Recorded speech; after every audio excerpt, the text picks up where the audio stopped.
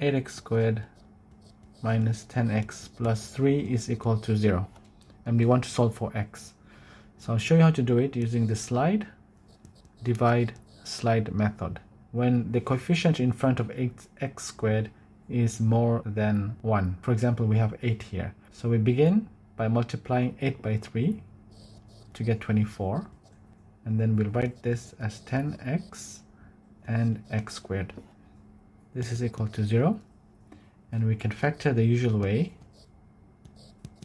which means we want to find two numbers that will add up to minus 10 and which will give us negative 24. So those numbers are minus 6 and minus 4. So minus 6 and minus 4 will give us minus 10. Minus 6 times minus 4 will give us 24. So we've done the slide. The next thing to do is the divide, which means we're going to divide by 8, just these numbers, 8, 6 and 4, and we're going to simplify.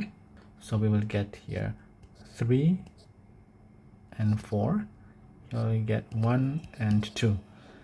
The last part is to slide, which is to bring this 4 up in front of the x and this 2 in front of the x. So we'll get 4x minus 3 and 2x minus 1 is equal to 0, which we found the last time.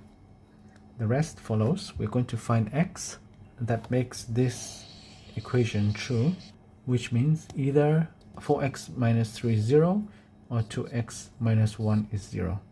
So 4x minus 3 equals 0 gives x equals 3 over 4, and 2x minus 1 equals 0 gives x equals a half. Same solution as before. That's it.